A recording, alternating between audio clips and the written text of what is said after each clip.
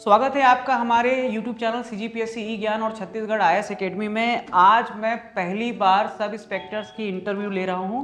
Sub inspector Rukhsana Bano और platoon commander हमारे आशीष सिन्हा जी, ठीक है। और ये इंटरव्यू की आवश्यकता इस कारण पड़ी क्योंकि ये बहुत ज़्यादा ज़रूरी था, इनकी संघर्ष गाथा, खासकर रुखसाना बानो मैडम का, ठीक है, जो हमारी छात्र रही हैं। तो इससे बहुत कुछ सीखने को मिलेगा और सभी के लिए प्रेरणा स्रोत है। और खासकर जो लड़कियां जो तैयारी कर रही हैं सब इंस्पेक्टर की या फिर जो भी गवर्नमेंट एग्जाम की जो तैयारी कर रही हैं, किस संघर्ष से होकर गुजरना पड़ता है, क्या झेलना पड़ता है, उन सब चीज़ों के कारण। तो ये इसी कारण से इस इंटरव्यू को मैं कंडक्ट कर रहा हूँ। चलिए, तो रुखसाना मैडम आपसे मैं पहले पूछता हूँ, आप ये माइक रखिए आपके पास, अपने पास। तो मैडम आप बताइए, तो आप तैयारी कब से स्टार्ट किए? सर मैं 2019 से तैयारी स्टार्ट की थी जी।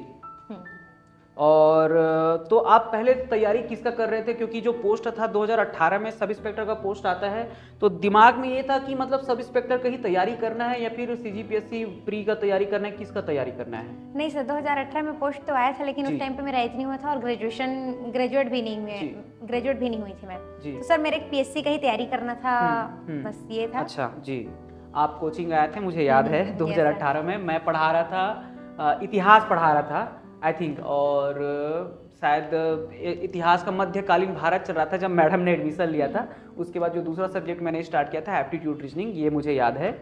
ओके, तो फिर आपको ये नहीं पता था कि सब इंस्पेक्टर की पर्टिकुलर अपने को तैयारी करना करके आप तैयारी की CGPSC प्री और व्यापम की तैयारी करते रहे।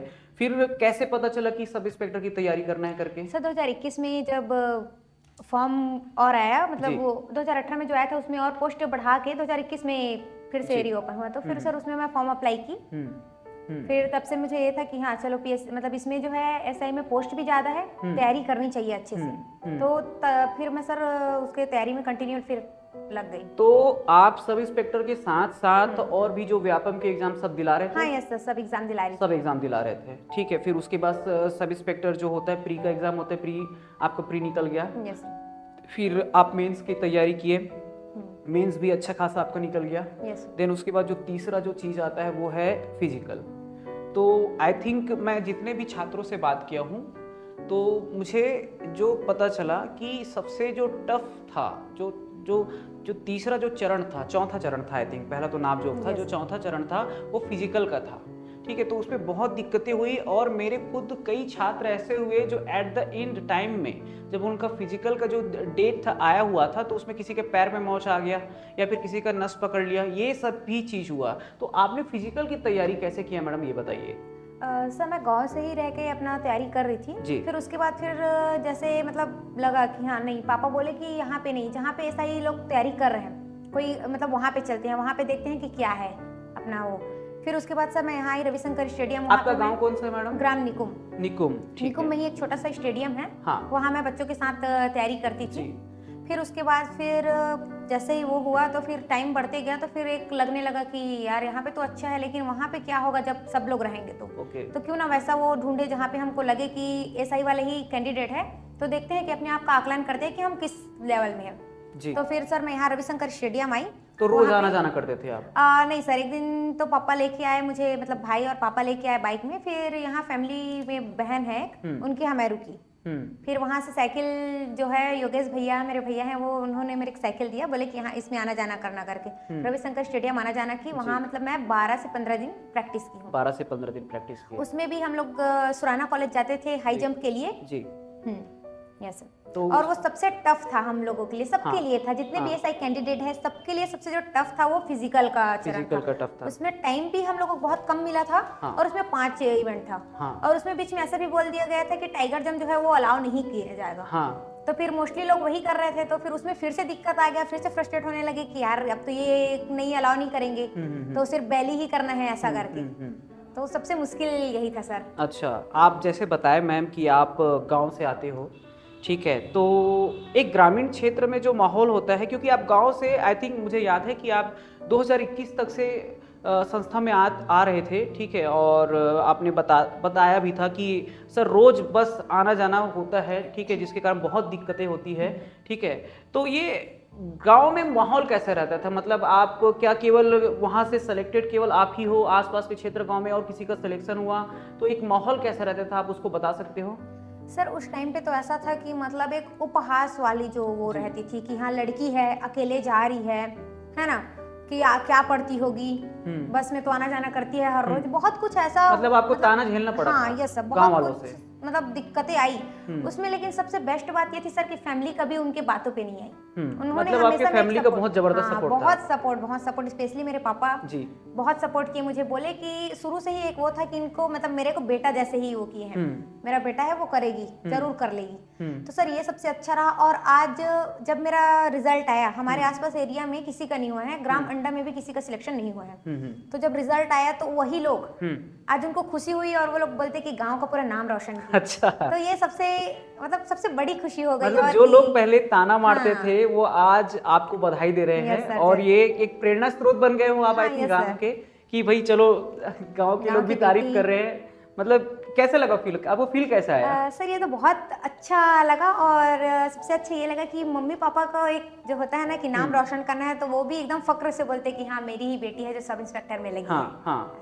तो सर ये सबसे अच्छी मैंने ये भी देखा था मैम कि जैसे ही आपका सिलेक्शन हो तो मतलब आप तो मतलब कंटिन्यू में स्टेटस देखते जाता था, मतलब बधाई का तो भंडार ही लग गया था। ऐसा है कि मतलब कंटिन्यू आपको बधाई दे रहे। और खैर यहाँ पे एकेडमी में आने में मुझे भी समय नहीं मिल पा रहा था, जिसके कारण मैंने आप लोग को लेट से बुलाया, उसके लिए मैं माफी चाहता हूँ। ठीक है, थोड़ा सा मैं भी व्यस्त था और आज जैसे समय मिला तो मैं आप लोग से चर्चा कर रहा हूँ यहाँ पे। तो ये सब सुनने के बाद सिलेक्शन हुआ, सब खुशियों का माहौल था। ठीक है, ऐसा भी हुआ जो कभी आपके साथ जो पढ़ रहे होंगे कोई छात्र, उन्होंने कभी ताना मारा, ठीक है, कभी आप उसको कैसे लिए आप ये सब चीजों को? सर मुझे ये था कि कोई भी अगर मुझे कुछ बोल रहा है तो मैं वहाँ पे जवाब नहीं देती थी। मुझे अपने आप में कॉन्फिडेंस था कि मैं आज जवाब दूंगी तो फिर क्या उनमें और मेरे में फर्क ही क्या रहेगा। तो मैं उसको एक मोटिवेट लेती थी कि मतलब मोटिवेशनल नहीं, मुझे कुछ ऐसा करना है जब इनका मतलब जुबान जो है वो खुद ब खुद ऑटोमेटिकली बंद हो जाए और वो खुद मुझे आके उस दिन बोले कि नहीं काबिलियत था तेरे में तो फिर तू यहाँ तक पहुंची है। अच्छा, यस। और आप जहाँ तक मुझे पता है रुखसाना मैम, आप साथ साथ कोचिंग भी पढ़ाते हो। निकुंम में आप एक कोचिंग है, बच्चों को आप ट्यूशन क्लासेस देती हो, और एक शॉप है आपका। ठीक है, तो ये क्यों, ऐसा क्यों? आर्थिक रूप से मतलब कहीं आपको परेशानी झेलनी पड़ रही थी ऐसा?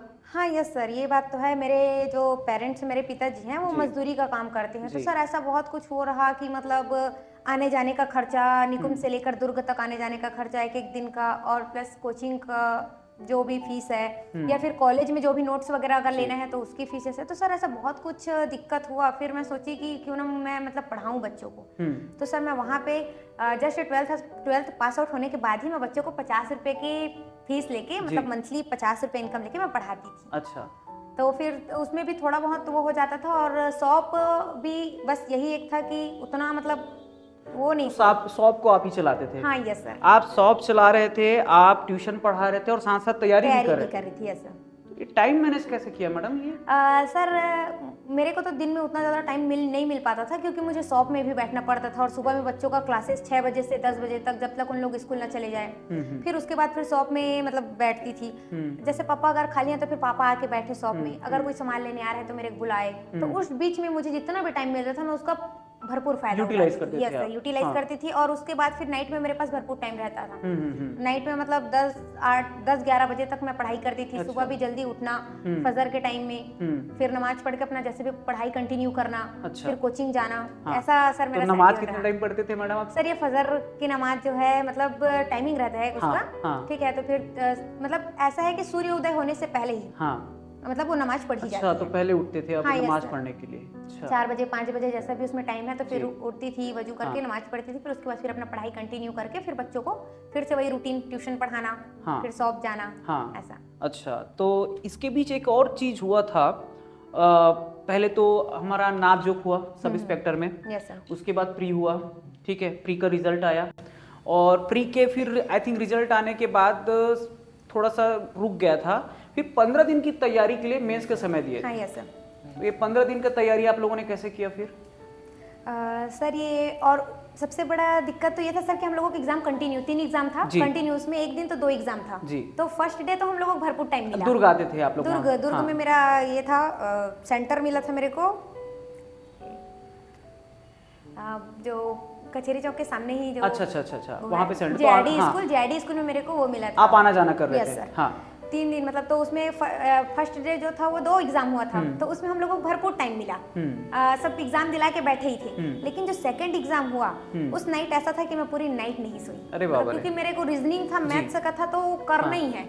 तो मैं उस दिन पूरी नाइट नहीं सोई। मेरी मम्मी भी मेरे को बोली कि सो जा करके, लेकिन मुझे कुछ रीजनिंग की वो मतलब जो था वो चैप्टर में मतलब बिल्कुल भी मतलब चूक गया था मेरे से उस बीच तैयारी के बीच, तो मुझे वो करना ही है कंप्लीटेड। ऐसा करके मैं एकदम भिड़ी रही। मैथ्स एंड रीजनिंग का था आई थिंक पेपर, और वो क्वेश्चन मतलब पेपर उसमें मतलब टफ भी आया था। कहने का मतलब जिस हिसाब से टाइम था, हमको टाइम बहुत कम मिला था, उसमें क्वेश्चंस जो है वो बहुत इतना बड़ा बड़ा क्वेश्चन दिया था कि 1 मिनट में वो हो ही नहीं रहा था कि हम क्वेश्चन पढ़े कि क्या करें। तो वो जो है सर बहुत दिक्कत, लेकिन जो मतलब वो मतलब जब एग्जाम मेरा निकला तो सबसे अच्छी खुशी ये लगी कि मेरा वो नाइट जो वो पूरा रात जगे थे वो मेरा बेनिफिट काम आया। क्योंकि उसमें बहुत सारा क्वेश्चन ऐसा था कि और स्कोरिंग मार्क्स उसी में वो हुआ सर। जी देन उसके बाद होता है ये मेंस निकल गया, अब होता है फिजिकल। ठीक है, फिजिकल भी हो जाता है, आपने बताया फिजिकल टफ था, आपने उसको भी वो कर लिया। उसके बाद होता है इंटरव्यू। ठीक है, अब उन इंटरव्यू के बाद है थोड़ा रिजल्ट रुक जाता है।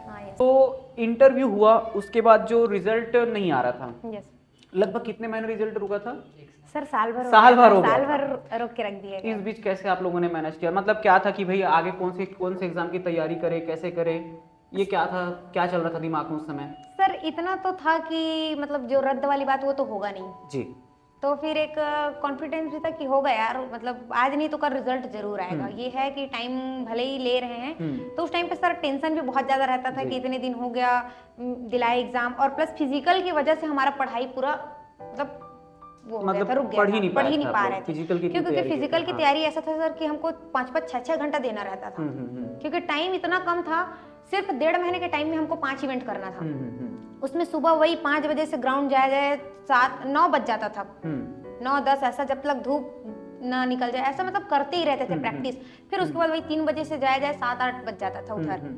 तो फिर मतलब ये था सर, ऐसा मतलब इतना मतलब वो हो गया कि पढ़ाई के लिए हमको टाइम ही नहीं मिल पाया। अच्छा। तो वहां से जब पढ़ाई छूटा तो फिर उसके बाद फिर लगने लगा कि अब तो फिर भाई, और जो बोलते ना कि मतलब जो रूटीन अगर एक बार छूट गया तो उसको वापस लाना बहुत दिक्कत की बात है। आप सही बोल रहे हो, है ना। तो फिर वो 1 घंटा भी हम बैठ नहीं पाते थे सही तरीके से कि पढ़ना है करके। ये लगता था कि यार दिमाग में चलते रहता। क्योंकि ये ऐसा हुआ है कि मैंने जब रिजल्ट रुका हुआ था तो मैंने एक बोलने के मतलब मेरे जो स्टूडेंट है मैं उनसे भी पूछा था, ठीक है, तो उनका भी यही कहना था कि भाई हमको सर वो रिजल्ट बस आ जाए, हम रिजल्ट हम क्लियर हो जाए, हुआ है नहीं हुआ है बस हमको बता दे, फिर हम कोई एग्जाम की तैयारी करें। दिमाग में क्योंकि यही चल रहा है, हमारे दिमाग में टेंशन चल रहा है, हम कुछ कर नहीं पा रहे हैं। ठीक है, बहुत प्रयास कर रहे हैं कि रिजल्ट लाए सरकार, क्योंकि उसके साथ ही साथ सरकार भी चेंज हो गई।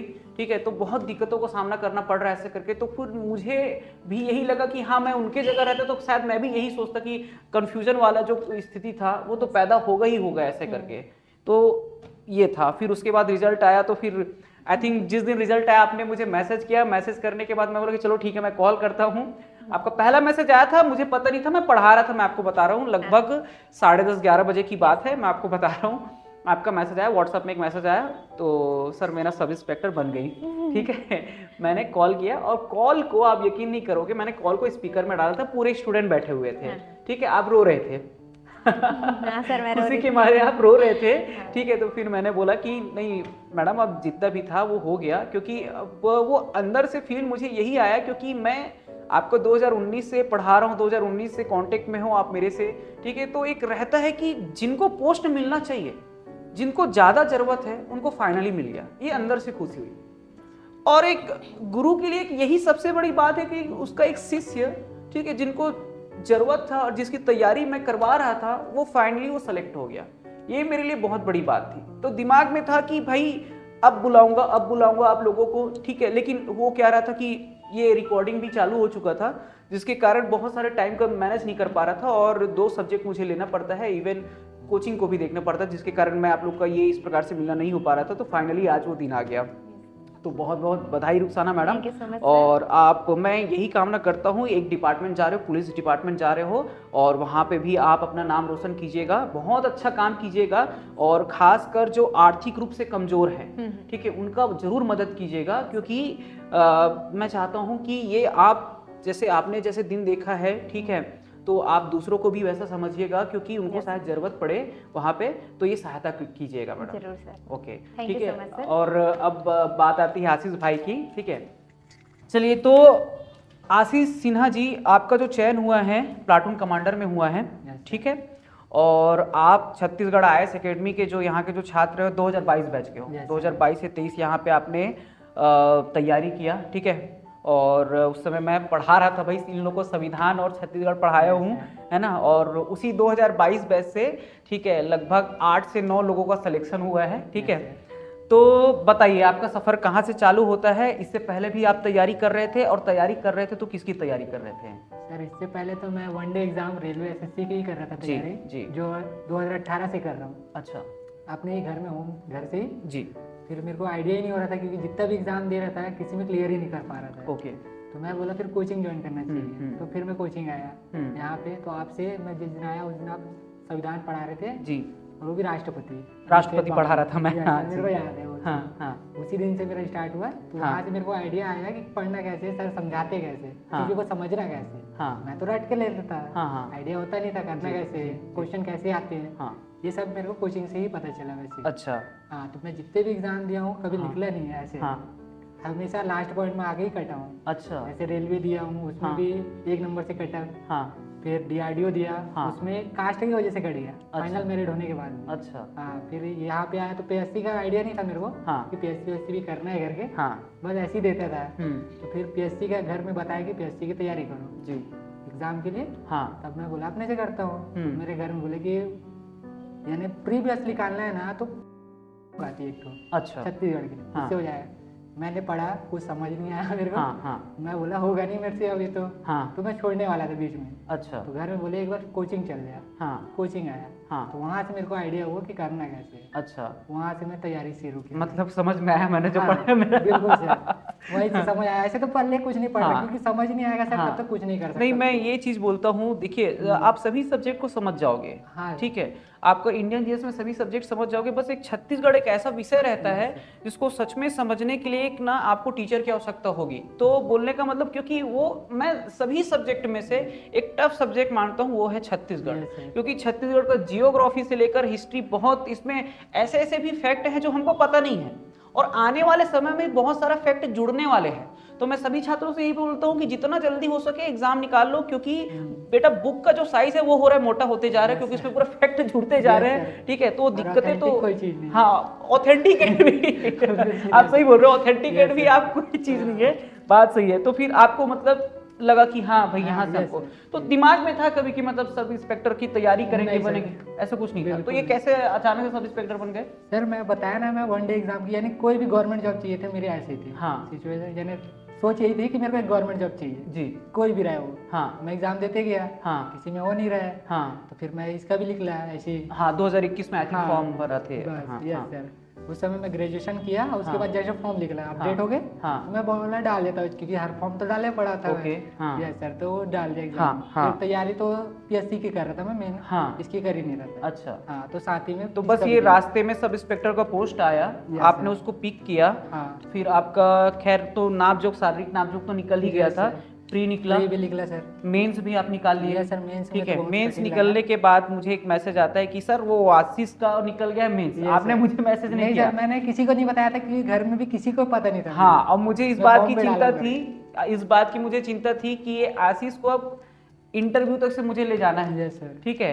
तो आशीष मुझे कहाँ मिले थे आशीष भाई, बताओ बाकी कहानी आप बताओ, इंटरव्यू कहाँ पे थे इसको लेके बताओ। मेरे को आप ग्रीन चौक में मिला। हाँ, ये मुझे मेंस निकलने के बाद ये पावर हाउस से आते हैं ग्रीन चौक में मैंने इसको गाड़ी पे बैठाया। अब गाड़ी पे बैठाने के बाद मैं इनको ले गया महानदी एकेडमी संजय जैन सर के पास, क्योंकि दुर्ग में आई थिंक वहीं पे बस इंटरव्यू की तैयारी हो रहा था। तो मैं बोला कि भाई आशीष आपको यहाँ पे आना है, और संजय जैन सर का बहुत बहुत धन्यवाद जो बच्चों को गाइड किए, ठीक है, क्योंकि मुझे एनी हाउ जितने लोगों का निकला था मुझे कैसे भी करके इन लोग को निकालना था, क्योंकि बात आप लोग की पोस्ट की नहीं थी, बात मेरे भी तक थी कि मैं आप लोग को पढ़ाया हूँ, तो मैं ये चाहता था कि मेरे पढ़ाए हुए बच्चों का सिलेक्शन हो एनी हाउ, किसी भी कंडीशन में बच्चों का सिलेक्शन होना चाहिए करके, कहीं भी कोई दिक्कत बस नहीं होना चाहिए करके मैंने आपको वहाँ पे ले गया। फिर उसके बाद आप लोग इंटरव्यू की तैयारी किए और आप जो भी आप लोगों ने किया वो आपने मेहनत पर किया, बस थोड़ा बहुत जो सपोर्ट था 2-3% वो मैंने कर दिया, ठीक है, वही इम्पोर्टेंट था। थैंक यू सो मच भाई, है ना। तो ये फिर जैसे ही रिजल्ट का दिन आया, फिर हुआ क्या, क्लास जब ले रहा था रुखसाना मैडम, आपका तो मैसेज आ ही गया था मुझे। बाकी मैं आपको बता देता हूँ, यहाँ पे टोटल यहाँ से 6 लोग इंटरव्यू पे गए थे। शुरुआत में मुझे लगा था कि टोटल 4 लोग गए हैं, फिर बाद में पता चलता है कि एक और स्टूडेंट का मैसेज आता है तो 5 लोग हो गए, और फिर फाइनल रिजल्ट आने के बाद पता चलता है कि यहाँ से 6 लोग गए हैं इंटरव्यू में, और 6 में से 4 लोगों का सिलेक्शन हुआ है, एक अभी तक से उसका मैसेज नहीं आया है, तो मैंने उसको कुछ बोला नहीं है, ठीक है। तो धीरे धीरे करके मुझे पता चला कि यहाँ से 6 लोग इंटरव्यू में गए हैं। अब ये मैं जैसे ही रिजल्ट आया था PDF मुझे आया, ठीक है, मैं सबका नाम सर्च कर रहा हूँ, सबका नाम सर्च कर रहा था। आपका नाम जो सर्च, क्लास में एक स्टूडेंट बैठा हुआ था उसने सर्च किया, मैंने बोला कि आशीष सिन्हा करके सर्च करो, आपने तो बता दिया था मैम, ठीक है, आशीष सिन्हा करके, तो आपका नाम आया, ठीक है। तो वो एक हुआ कि चलो ठीक है। फिर राम भाई का सर्च करो, अच्छा रामचंद्र भाई आज नहीं आए हैं, ठीक है, तो उनका कभी मैं इंटरव्यू लूंगा, क्योंकि उनका भी एक रहा है संघर्ष, जो हमारा तीसरा सिलेक्शन है सब इंस्पेक्टर में, ठीक है, तो उनका भी नाम आया, अब खुशी हुई मुझे, ठीक है। तो मैं दिन भर एकदम खुश था, जैसे आप लोग बहुत खुश थे, ठीक है, क्योंकि वो मेरे लिए भी बहुत प्राउड मोमेंट था कि नहीं चलो ठीक है अब हुआ भाई। जहां तक था मैं भी फ्री हो गया कि नहीं, मैं यहाँ तक से हो गया, यहाँ तक से ला लिया, ठीक है, इन लोग का हो गया सिलेक्शन, अब मैं भी फ्री, अब सब इंस्पेक्टर वाला टेंशन नहीं रहेगा, ठीक है। 5 में से 3 लोगों ने वो कर लिया है करके, और जो 2 लोग इंटरव्यू में गए थे उन्होंने भी बहुत बहुत मेहनत किया था, और वो भी कहीं ना कहीं इस साल जो भी एग्जाम होगा वो जरूर वो करेंगे, ठीक है। तो ये, और उसके बाद आपका जो पोस्ट मिला है, आपको क्या मिला, प्लाटून कमांडर, ठीक है, तो आप इसको फिर, अच्छा अभी कोई ज्वाइनिंग लेटर वगैरह अभी तक नहीं, अभी हाँ ट्यूसडे को, ओके, देन अभी आगे का प्रोसेस चालू होगा, हाँ, तो फिर ज्वाइनिंग होगा। आई थिंक पहले तो ट्रेनिंग आप लोग को दिया जाएगा, ट्रेनिंग पीरियड रहेगा, ठीक है। तो ये थे हमारे सब इंस्पेक्टर और आशीष भाई जो कि प्लाटून कमांडर में नियुक्त हुए हैं। तो आई होप कि आप लोगों को ये समझ में आया होगा कि कैसे क्या करना है, ठीक है, कैसे हिम्मत नहीं हारना है, कैसे तैयारी को जारी रखना है। तो आप लोग सब इंस्पेक्टर की तैयारी कर रहे हैं, ठीक है, वो इंटरव्यू को जरूर देखिएगा और लोगों तक पहुंचाइएगा। तो बहुत बहुत धन्यवाद आप लोगों का, थैंक यू सो मच।